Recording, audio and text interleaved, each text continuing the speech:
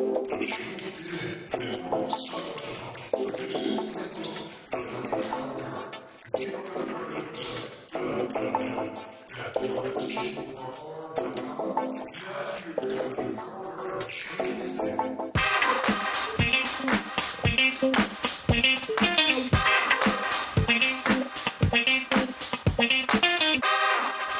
it's Dr. Gurr with another psychological podcast.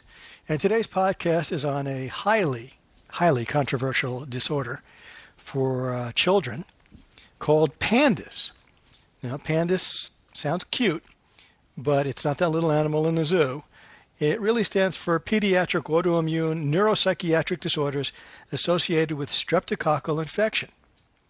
Now, there is some data that suggests that there's a link, but we have no hard data to suggest that there is really true cause. A lot of scientific data in medical and social sciences really is correlational data. That is, if you see X and Y and they come together or are shown together several times, statistically speaking, maybe 95 out of 100, one would suggest that there's a correlation there. But we can't say that there's a causality between those two events or two symptoms. And in this case, in terms of PANDAS, there are several studies that associate streptococcal infection with higher possibility of getting OCD, Tourette's, or some other tic disorder. Now, there are two studies that I want to present today. One was by Dr. Davis, and it was in the July issue, I guess, of Journal of Pediatrics. And they studied 144 children who were diagnosed with OCD or Tourette's or tic disorders. And they found that that there was a high increase in these neurological disorders if there was a strep infection 3 months before the diagnosis. And the association was even stronger for kids who had multiple strep infections. In fact, children who had multiple strep infections over a course of 1 year, had a 13-fold increase in the risk of Tourette's. So the question is, does the antibodies produced during the infection basically cause this by maybe attacking certain parts of the brain or nerve fiber? We really don't know. There was another pediatric OCD specialist, Dr. Leonard, and Dr. Leonard suggests that only a small percentage of kids with OCD and tic disorder seem to have strep infections. But the data does suggest that there may be a link between the strep infection and neurological disorders in children.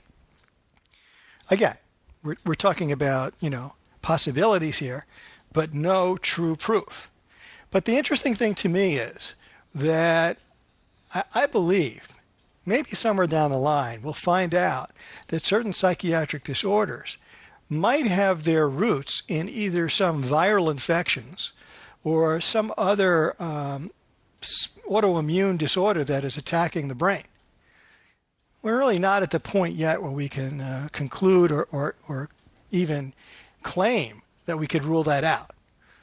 But it's an interesting concept. And again, the thing for me is that people come into my office all the time and they say, well, I feel depressed and I feel upset or I feel anxious. And my question generally right off the bat is, what medications are you taking? What disorders do you have? Because there are all sorts of other physical disorders which can cause psychiatric or psychological symptoms.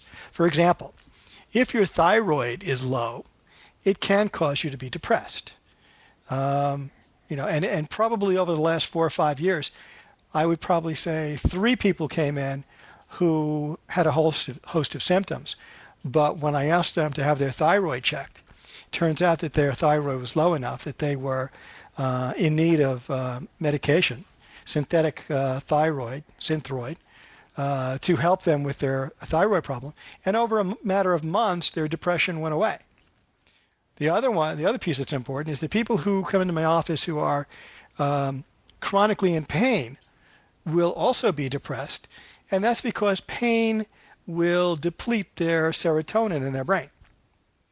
Again, another correlation between a physical disorder and psychological symptomatology.